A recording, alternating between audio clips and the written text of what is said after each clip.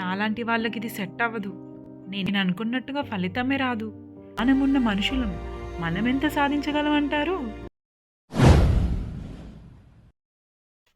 నాకే ఎందుకిలా జరుగుతుంది అని మీకెప్పుడైనా అనిపిచ్చిందా?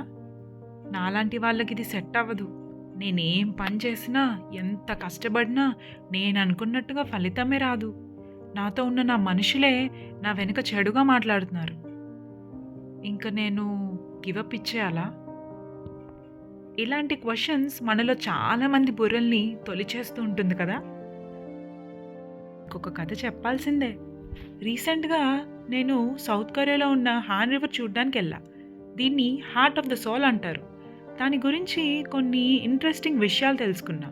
ఇప్పుడు ఎంతమందైతే ఈ నది అందాల్ని చూడ్డానికి వస్తున్నారో, కొన్ని సంవత్సరాల క్రితం అంతకన్నా ఎక్కువ మంది దీనివల్ల ఏ ప్రయోజనం లేదు అని కూడా అనుకునేవారంట.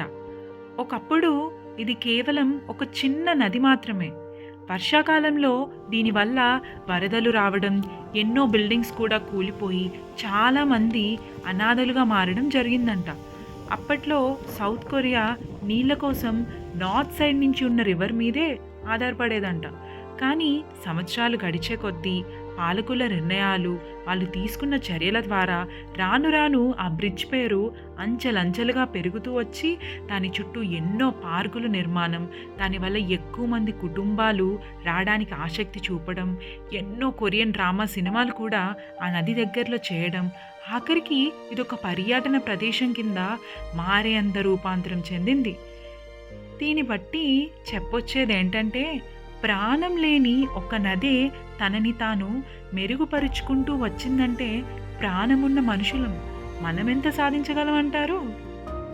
ఒకరు మనల్ని గుర్తించాలి అని సాధన చేయకుండా మన పని మనం చేసుకుంటూ పోతే గుర్తింపు దానంతట అదే వస్తుంది అనుకుంటే చాలు కదా!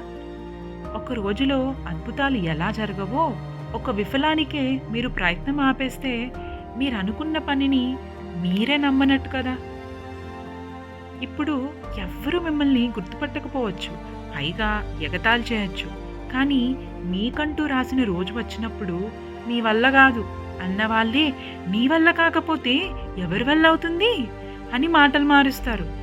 ఎవరో ఏదో అన్నారని వాళ్ళ మాటల్ని మెదడుకి ఎక్కించుకొని మీలో ఉన్న నమ్మకాన్ని చావనివ్వకండి.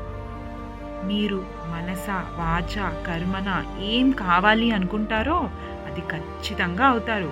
దానికి తగ్గ శ్రమ మీ పెట్టుబడైతే ఫలితం మీ విజయంగా మారి వస్తుంది. చూడండి.